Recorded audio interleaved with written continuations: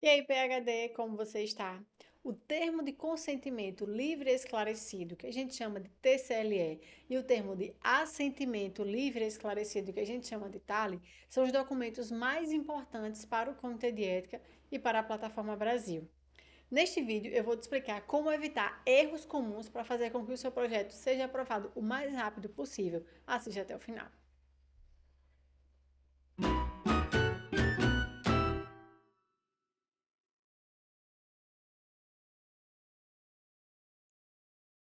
Primeiro, a gente precisa entender qual a diferença entre o TCLE e o TALI. O TCLE é o termo de consentimento livre e esclarecido e é aplicado a pessoas maiores de 18 anos.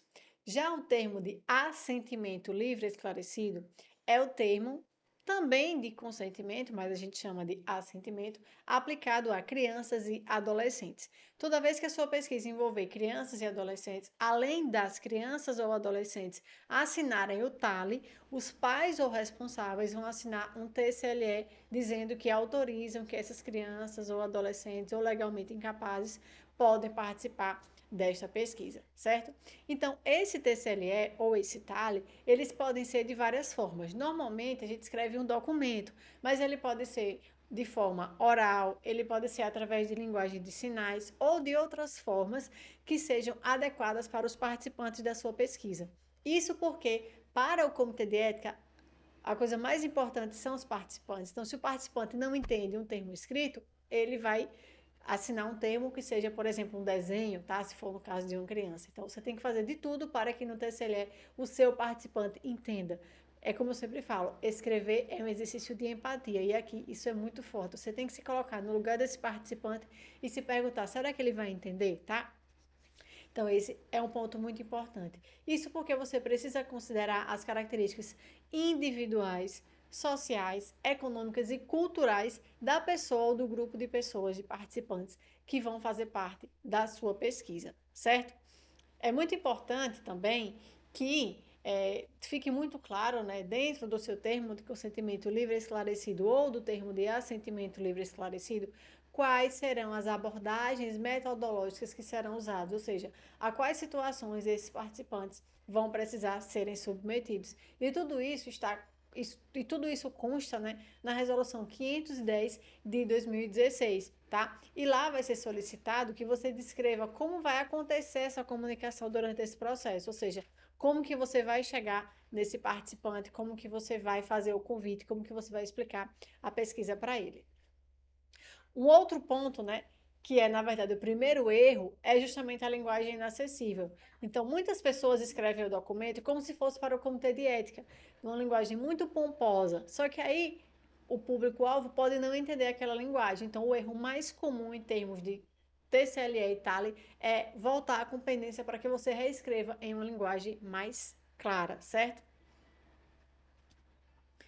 O segundo erro, né, na verdade, é você não informar como o participante vai ser acompanhado. Então, lá no TCLE ou no TALE, você tem que explicar como é que esse participante vai ser acompanhado, tanto durante a realização da pesquisa quanto depois. Aqui vale o conceito de que você não pode abandonar o participante. Depois da pesquisa, ele precisa ser acompanhado de alguma forma, ou pelo menos que você garanta que vai existir algum tipo de suporte caso ele precise, certo? Então, isso é um direito do participante.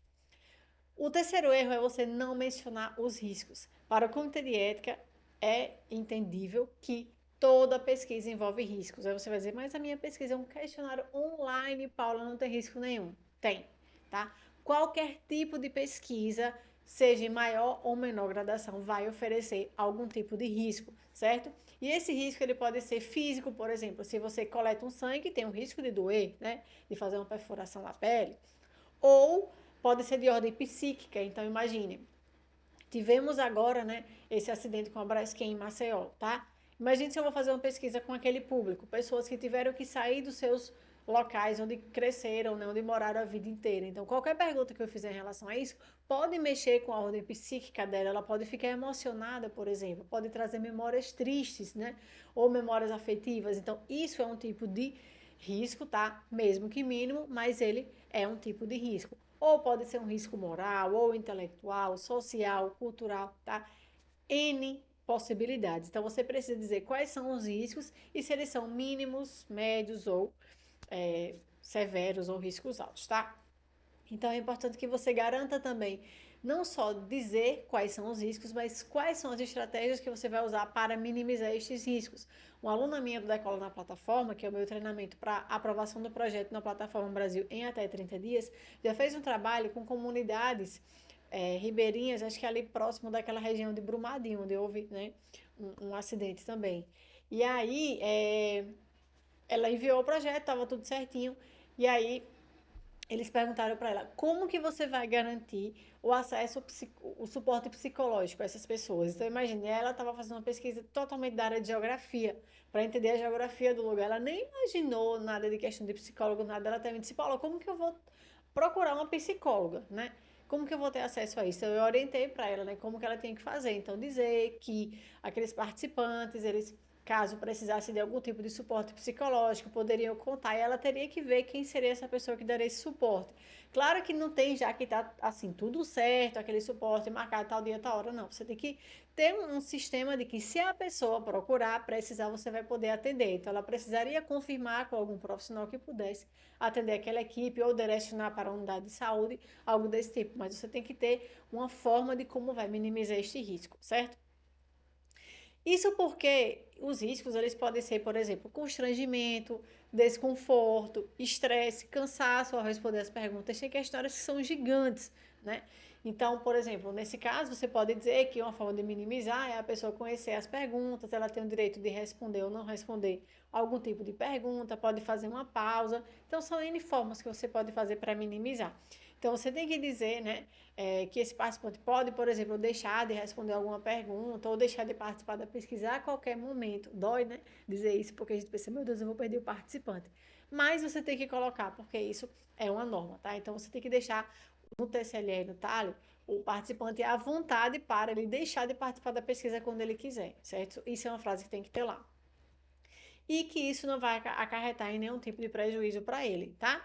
O quarto erro é você não garantir acesso aos resultados. Então, você tem que garantir que ao final da pesquisa, esse participante vai ter acesso aos resultados. E você tem que, de novo, entender qual é a realidade desse participante. Então, como que vai ser isso? Né? Em que linguagem? Vai ser uma palestra? Vai ser uma cartilha? Como que você vai mostrar os resultados da pesquisa para que essa pessoa entenda? Ela participou, ela tem o direito de saber qual é o resultado da pesquisa, tá?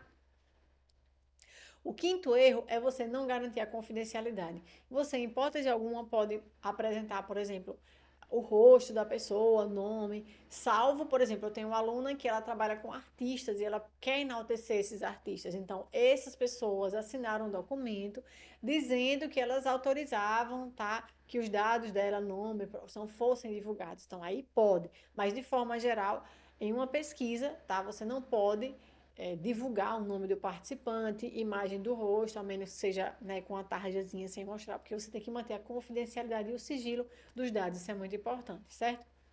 O sexto erro é você não garantir a retirada de consentimento. Então, como eu já falei, a qualquer momento o participante ele tem o direito de se retirar da pesquisa e você precisa deixar isso claro no TCLE e no TALE, tá? E o sétimo erro é você fornecer brindes, porque se você fornece brindes para o participante, tá?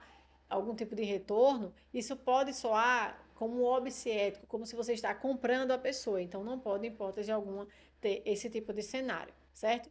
Então, eu comentei aqui do Decolar na Plataforma, né, que é o meu treinamento para aprovar o projeto em até 30 dias. E se você tem interesse em saber mais, eu vou deixar o link dele aqui na descrição deste vídeo. Aproveite para se inscrever no canal para receber os nossos conteúdos diários sobre escrita acadêmica, pós-graduação e, claro, aprovação do projeto na Plataforma Brasil. A gente se vê no próximo vídeo. Até mais!